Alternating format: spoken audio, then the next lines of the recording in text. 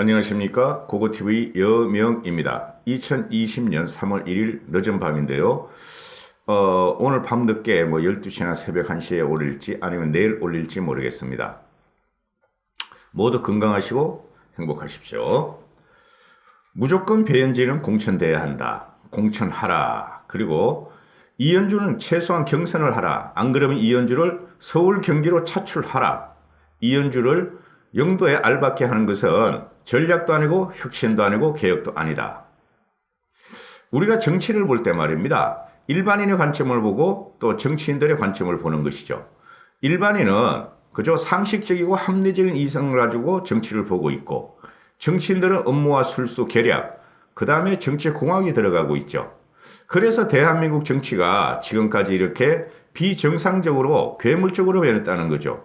그래서 항상 국민들은 정치인들을 볼 적에 부정적으로 보고, 또 매번 공천과제나 국회의원 선거를 볼 적에 대통령 어차피 전 진영이 1대1로 대결하는 거니까 국회의원 공천 과정을 보고 국회의원 선거 과정을 보면서 국민들은 왜 우리와 달리 저 사람들이 저렇게 선거구를 갖다가 공학적으로 재단을 할까? 지들이 하는 말은 경쟁력 있는 후보를 갖다가 심기 위함이다 이렇게 하는데, 국민들은 항상 의문을 가지고 있고, 4년, 국회의원이 당선되고 나서 1년이 지나고 2년이 지나고 4년이 될 때쯤이면은 항상 하는 말이 다 갈아엎어라.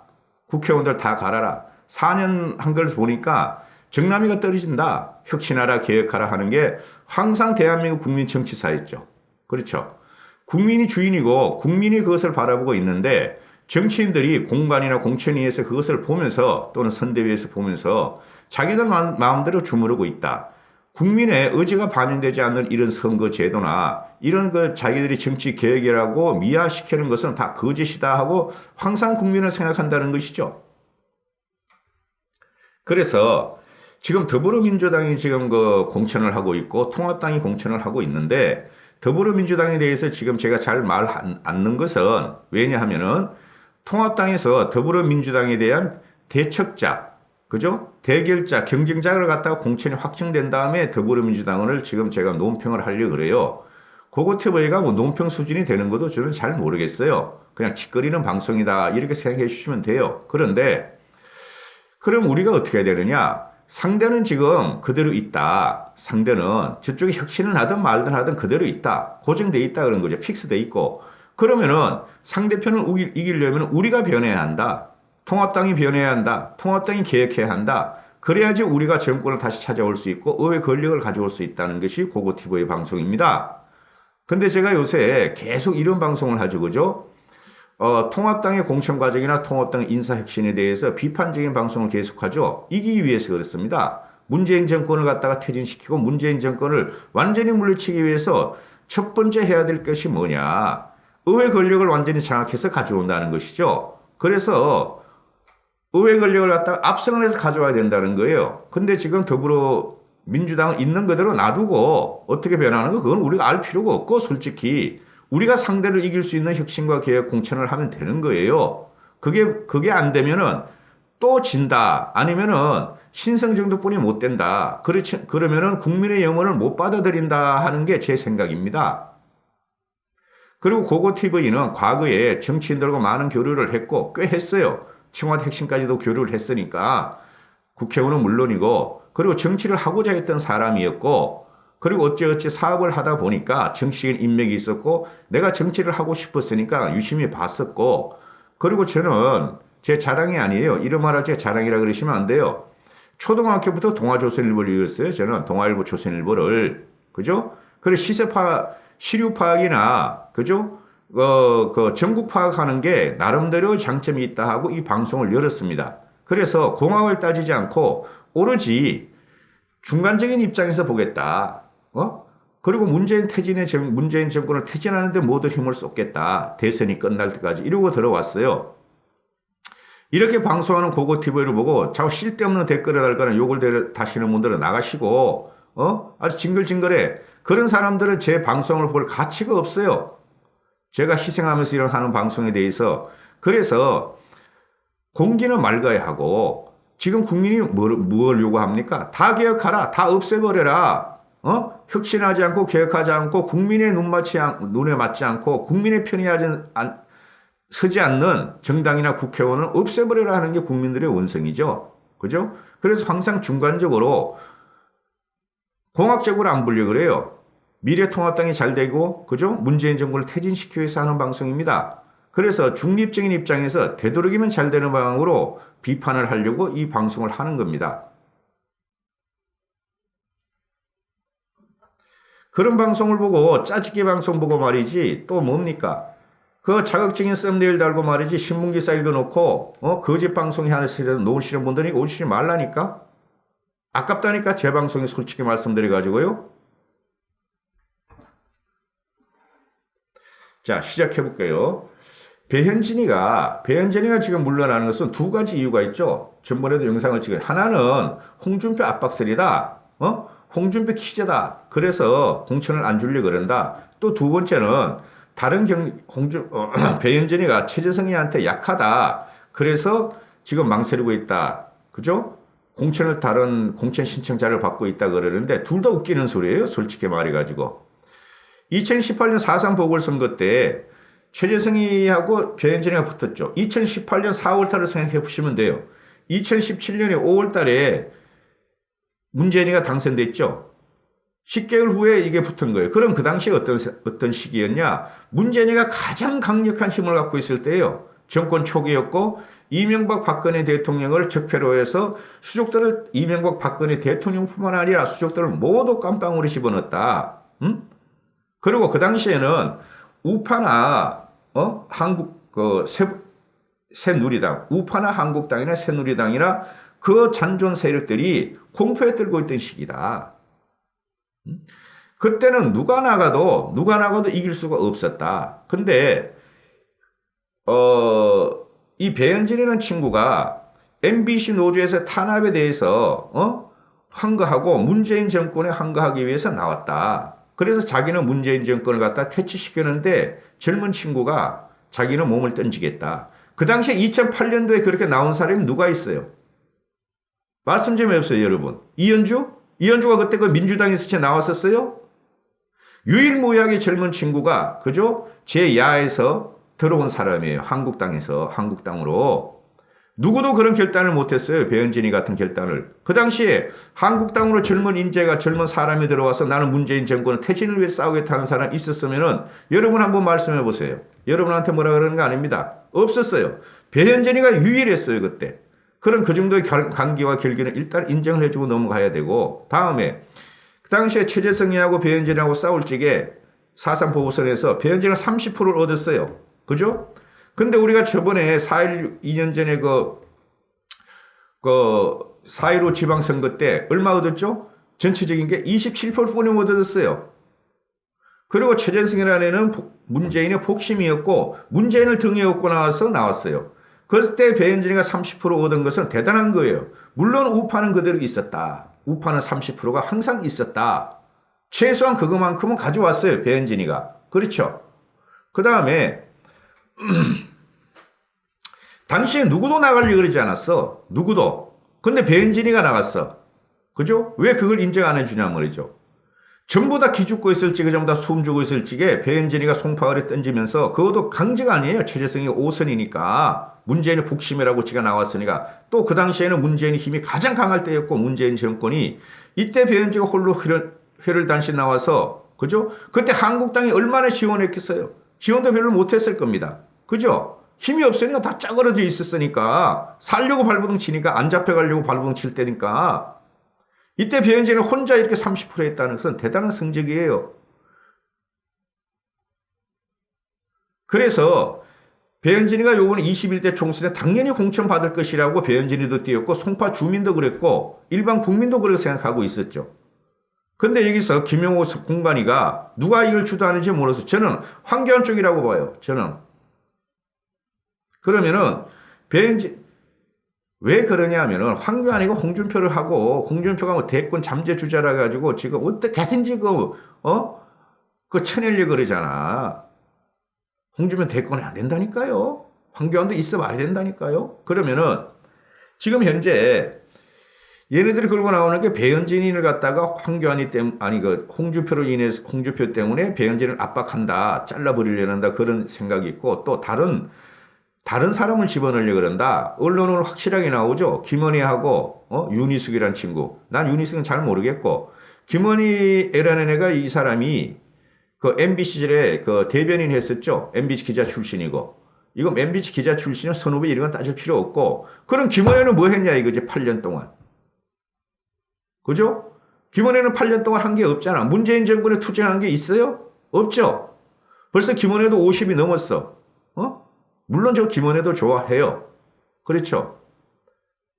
뭐 김원혜나 배현진이 항쟁은 도끼인 개끼인이고 말하는 거 보면은 도끼인 개끼인이고 온 8년 동안 뭐 했냐야 김원혜가. 김원혜가 강남병에 갔다가 공천 신청을 하려고 그러는데 지금 강남을하고 병하고 합해질 것이다. 그래서 김원혜를 갖다가 돌릴 데가 없다. 그래서 송파을에 이제 나이 37 먹은 배현진이를 한테 집어넣어가지고 배현진을 탈락시키고 김원혜를 갖다 집어넣겠다. 이런 말 아니에요, 지금. 그럼 김원혜가 한 게 뭐가 있냐고. 문재인 정권에 투쟁한 게 뭐가 있냐고, 김원혜가. 방송이나 진행하고 MBN에 가고 그랬지. 그렇지 않아요? 그럼 김원혜가 지금 나오는 이유가 뭐예요? 지금 혁통위에서 대변인을 했는데 그걸 갖다가 지금 나오겠다는 소리인데, 그죠? 김은혜는 거기 나올 사람이 아니죠. 솔직히 말해가지고. 개인에 대한 호불호는 없습니다. 이 방송은. 이현주에 대한 호불호도 없어요. 개인으로 싫어하는 거 아니에요. 그러면은 김은혜가 거기 나와가지고 배현진보다 경쟁력이 있는 게 뭐냐 이거지. 나이로 딸려, 미모로 딸려. 투쟁력이 뭐가 있어. 솔직히 말해 김은혜가. 현장 정치를 갖다가 배현진이만큼 2년 동안 했어요? 안 했잖아요. 대변인 한 2년 하다 1년 반쯤 하다 그만두냐 아니야? 강호동 나와가지고 말이야. 강호동의 모습 프로가 나와가지고 말이야.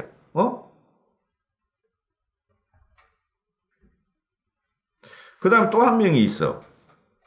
윤희숙이 KDI 교수 출신을 갖고 자꾸 집어넣어. 왜 교수 출신을 자꾸 집어넣고 검사 출신들을 왜 자꾸 집어넣냐고? 제일 우리가 경계해야 될 게 뭐냐면은 현장 정치에서는 머릿속으로 공부한 사람들 이런 사람들을 집어넣으면 안 돼요. 정치는 현장이죠. 정치라는 것은 실제적으로 일반 국민들하고 맞잡이로 뛰고 경험하고 같이 소통한 사람을 집어넣어야 돼요. 그런 사람이 누구다? 기자들이다. 사업가들이다. 경영인들이다. 장사하던 사람들이다. 이런 사람이 돼야 돼요. 미국과 유럽의 변호사하고 우리나라 변호사랑은 달라요. 이것들이 시험 공부 자료가 시험 봐가지고 몇십 년 동안 검사 판사 해가지고 경직된 친구들, 교수들도 마찬가지고.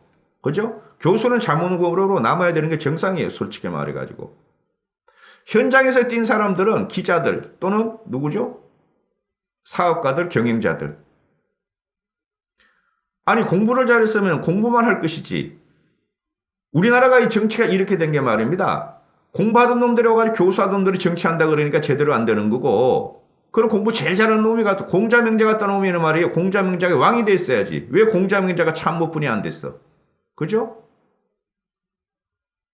그 다음에 검사들도 마찬가지예요. 지금 검사들이 엄청 들어가고 있죠. 검사 출신들이. 이 검사들의 출신들의 이 경직성이라는 건 이루 말할 수도 없어요. 사회를 보는 경직성이라는 거는. 좋은 면도 있죠. 날카롭게 본다는 것도 적을 의심해야 되니까. 상대편을 의심하는 게 검사들의 첫째 임무니까. 상대편이 범죄자인 걸 갖다 파헤치는 거. 그죠? 의심부터 들어가야 되니까. 그런 것도 있죠. 그런 정치에서는 의심을 해야 되니까. 그 윤희숙이라는 사람은 도대체 뭐를 했어? KDI 국립이죠. KDI 국립대죠. 여기서 그냥 녹봉박하다 탱자 하다가 왜 갑자기 이거 배현진한테 들어오냐 말이에요. 배현진은 뭐죠? 기자 출신으로서 현장을 갖다 봤죠. 그죠? 그리고 2년 동안 현장 정치인이 있어요. 배현진이가. 모든 것에 김은희도 안 되고, 김은혜도 안 되고, 윤희숙이가 안 돼. 배현진이한테는. 첫째, 정치는 말이죠. 인상이 되게 중요합니다. 인상이 솔직히 말해가지고. 어느 나라 정치인들이 인상이 잘생겼다는 평가를 받아야지 일반 대중으로부터 군중으로부터 그죠? 대중심으로부터 일단은 먹고 들어가는 거예요. 제가 예쁘고 안 예쁘고를 말하는 거 아니에요. 외모로 딸려. 둘째, 경력은 전부 다 도끼인 객끼이야. 그죠? 그럼 제일 똑똑한 사람이 정치가 된다면 서울대 수석하는 사람들이 다 정치돼야 되겠네? 원희룡이 보세요. 대통령이 돼야 되겠네, 원희룡이 벌써? 아주 짜증이 납니다. 경쟁력이 누가 있느냐? 배현진이하고 김원희하고 윤희숙이 놔주면은, 김원희가 거기 갈 거라고도 저는, 김원희가 강남병이 없어진다는 이야기를 들었을 적에, 혹시 이 사람이 어디 갈까 했는데, 왜 이쪽으로 가? 이제 언론에서 확실히 나오니까 말씀드리는 건데. 배현진은 그래서 공천돼야 돼요. 모든 경쟁력이 현장 중심, 그 다음에 당에 헌신한 거, 그 다음에 대중적인 인지도. 김원희 아는 사람은 솔직히 몇 명이나 있어. 배현진이가 훨씬 더 낫지. 이거는 흑막이 있다. 황교안 세력이. 그래서 이쪽은 배현진으로 가야 되고, 개인적인 방송이니까 그냥 참고로 들어주세요.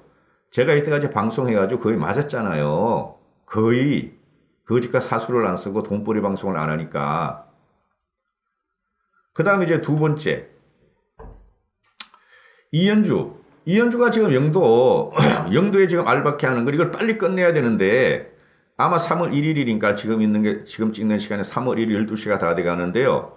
이게 아마 내일이나 모레까지 아마 결론을 내야 될 거예요. 왜냐하면은 선대위로 꼭 구성된다 그러잖아요. 선대위 구성을 3월 2일 날 한다 그랬는데 언제 될지도 모르겠고 솔직히.